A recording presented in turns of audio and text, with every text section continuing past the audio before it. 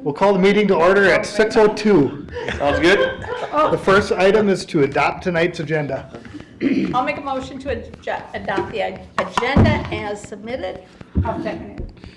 All right, a motion's been made and seconded to adopt tonight's agenda. All in favor, say aye. Aye. Motion passes. Next up is the oath of office. I think it's me, right? Yep. All right, well. Want to stand up, raise your hand, and read aloud? All right. I, Bill Zimmerman, do solemnly swear to affirm that I will support the Constitution of the United States of America and the state of Minnesota, and faithfully discharge the duties as a member of the City of East Bethel Park Commission in the County of Anoka and the state of Minnesota to the best of my ability, so help me God. Amen. Thanks for another term, Bill. Thank you. We voted you in as our chair. Yeah, I heard that. Even after as good as Denise has done in my absence the last couple months. All right, item 4 is to approve the minutes from the April 8th meeting. I'll make a motion to approve the minutes from April. I can second that. Okay. All right, a motion's been made and seconded to approve the April 8th meeting minutes. All those in favor say aye. Aye. Motion passes. Item 5, park financial information. First page is our 2 capital funds. Nothing has changed. We haven't spent anything out of there yet. We do have under the park capital fund, we had the Baton Street Trail planned for this summer. I'll kind of go over it when we're on the bus too, but I've got some engineering estimates, and this thing's getting pretty expensive. We might have to scrap that part of the trail and look at, I think we had about $140,000 budgeted, and our engineer's estimate has it at somewhere between $330 and $392, Oh, We can't do that. Wow. which is a lot of money to spend on a quarter-mile trail. So Yeah, no kidding. we could build a pretty nice park for that much money. wow. What's in that trail segment that makes We'll it? drive by and look at it, but it's a lot of it's elevation stuff, and I guess some of these agreements with the property owners included replacing like brand new fencing for them for the whole property. There's some big retaining walls that had to go in. It's stuff that our staff can't really do in-house. It'd have to be contracted. That's a big part of it too. Like that last section we built for $15,000, and this one's going to be quite a bit more. So we could look at that connection through the back part of that neighborhood again. That's always still an option. That would be pretty cheap. We could do that ourselves, but I got that on our tour if we have time at the end to kind of swing through there and look at that. So. But other than that, nothing on the park capital funds. On the second page is the park maintenance fund. There again, we're on pace at 33%. So, any questions on either one of those? Nope.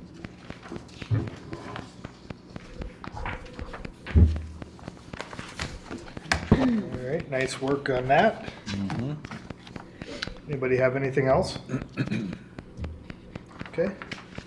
Item 6, park dedication, Cliffs Anderson Acres. Consider recommendation on park dedication to the city council. The property consists of approximately 19.44 acres and is located within the rural residential zoning district. The proposed subdivision would include 3 lots. With any platted property, the Park Commission can recommend 10% of the land be dedicated to parkland or recommend a park dedication fee in lieu of land. The park dedication fee for this development would be $2,000 per lot or $6,000 in total. Staff is seeking a recommendation from the Park Commission to City Council on acceptance of parkland or park dedication fees for the proposed development. And we've got a sketch there on there. I realized too didn't say where this was, but it's on a county road. If anybody knows where the Buddhist temple is on the edge of Linwood, this is right across the street from there. So it's on a county road. There's really no houses around it at all right now. And are they just putting 3 homes on it? They're splitting this 20 acres into 3 homes, yeah. That's what it was.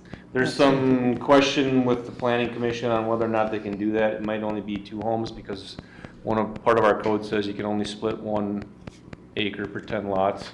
Oh, okay. So they're still working on that part, but this was how it came to us as a concept plan of 3 lots.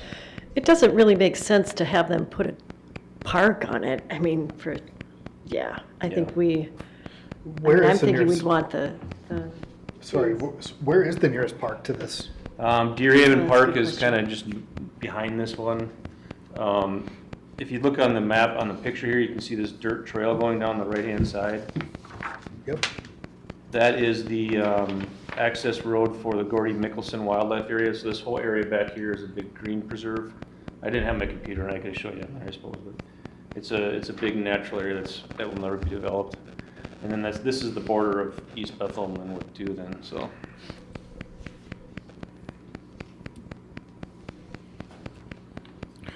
You said Deer Haven Park is the, Deer Haven Park would be the closest. As the crow how far flies. away is that one? It's probably half-mile north of there. As an actual developed park, like I said, this is all kind of green, natural public area right here too, next to it. Sure. The Gordy Mickelson Wildlife Refuge. if we put a park on this, I mean, how many people would we be drawing from if there's a wildlife place right behind Well, it? there's, what's his name? Lee Hennon. He has that development up by Gordy Mickelson. You know, Mhm. they're putting new houses in there. That's actually Linwood. So Oh, we'd be okay. building a park for That's Linwood right. residents. We wouldn't Yeah. want to. Right. The only homes along here there's a few single homes on the county road that you kind of see in like a rural county road stretch where there's long, deep lots. There's no platted subdivisions in this area. How about the people from, did anybody talk to the people from the temple there? You know, they have those huge gatherings every summer. I don't know what goes on there, but Yeah, they do those on their own they might have their own, property. you They have a know, big walkway on their side, for Yeah. all we know. Would it serve us at all to put a trail on there? I mean, just a foot trail, or that would only serve the one lot, or? in the front portion of that. Yeah, alongside where the wildlife is. So that dirt road is public road access trail. Okay, gotcha, Yep, gotcha. so anybody can drive down That is that. a dirt road anyway. Yep, and there's a little parking spot in the corner, the northwest or northeast corner up there. If they do two Open lots, or two houses, would that 6,000 go down to 4,000 then? Correct, yep. If the planning commission only allows two, then it would only be 4,000.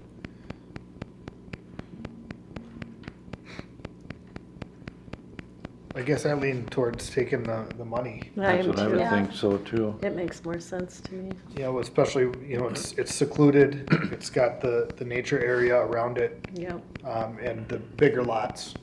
Yeah. You know, I feel like people, if they have dogs, their dogs can run and, you know, they can put up playgrounds or whatever, yep. so. And with that little bit of money, how much could we even put up? Yeah, it would be 10% would be 1.9 acres, so we're kind of trying to avoid the real small neighborhood parks. That's the Yeah. reason I mentioned a trail, if there was any reason to take a strip and Yeah. throw a trail on one end, but Yeah. Well, should we make a motion to take the park dedication fee, whatever that would be, based on the houses? is that a motion? I make a motion.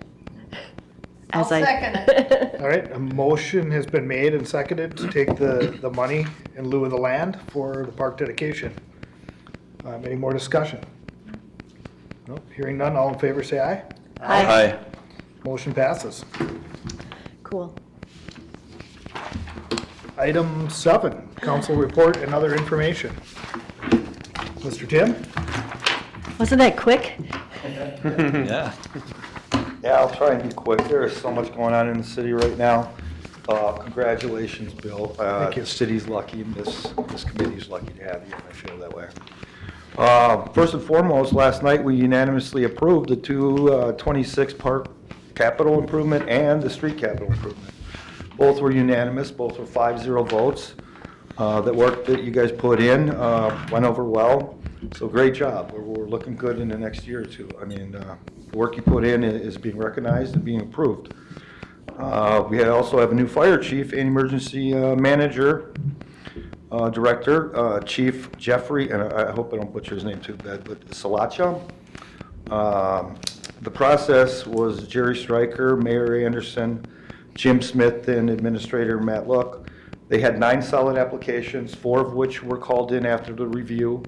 After an intensive interview process, one stood out dramatically, and that was Jeff. He's got a ton of experience both on the fire side and on the medical side because he's an EMT.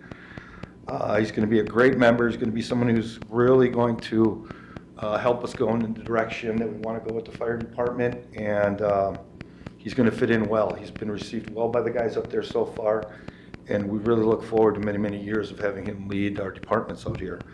That move allowed us to take one of our firefighters, Ben Wooden, and he's been promoted to deputy chief. He's been a standout during this time. He's got a world of experience. He's well respected within the department, and it's going to be a nice 1-2 punch to have on during the days. What we're doing now in terms of the inspection process, he's still going to handle the inspecting, but it's going to be more day-to-day operations, supporting the chief. And we're going to use more of our personnel who are qualified to do inspections to help out too. So people are going to be filling in different spots, and people are going to be doing what they were trained to do. So we look forward to that. There will be some more changes coming up, but as they become available and as they roll out, I'll be certain to update you with everything that's going on up there. The EDA is going through some changes. We're actually going back to the original form, the way it started, with council members up front. The EDA has had 3 meetings last year, and they've had 1 meeting so far this year. Based on what we're doing with those meetings, we need to get a different direction going on for the development of this city. We've got 236 businesses in this city. We've got a workforce that has dropped recently. We went from 6,900 down to 6,600. According to the census. That's almost a 4% drop in what we're doing here. Our average commute for the people in this city is 33 minutes to drive to their job. National average is 26. That's quite a hike. It means people like living here, but we have to attract more business. We have, the majority of our business is made up of manufacturing, construction, also health services. We need to identify that. We need to start looking at roads, for example. Take 65 and 237. You got 20,000 cars going by that corner every single day, according to the traffic study. You got 3,900 cars going across it the other way. That's a lot of traffic. But these are things we have to keep in mind because what they're doing right now with the 65 corridor and building that up, and when they finish that, it's going to be something that we need to be ready for. We need to stay on top of the kind of traffic that's driving down there. We need to stay on top of the kind of jobs that are available. And those kind of things lead to development. Look at Ramsey and look at the things going on over there. We want to be prepared. We don't want to miss this opportunity.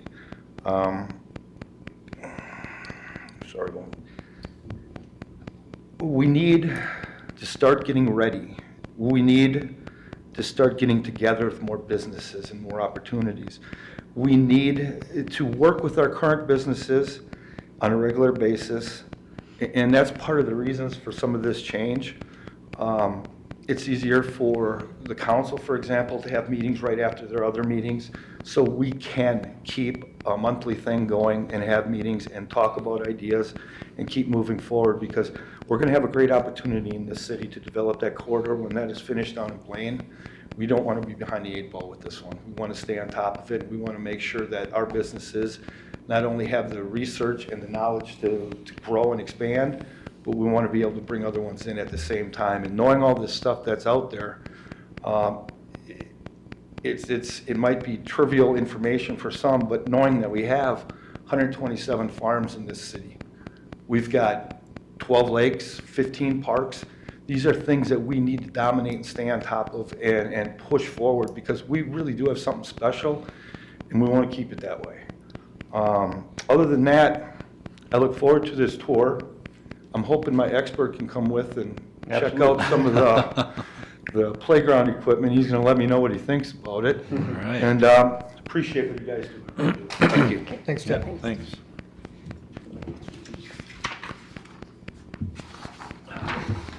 Ready to board the bus? Yeah, you got anything for us or anything? Nope. We'll be doing enough talking here in a We'll do minute. parks tour and then we adjourn later, right? We get adjourned right from the bus. We won't be coming back in, so if you want to take anything with you, if you have to leave anything, you can, I can unlock it, but if you don't, I'll just lock it up.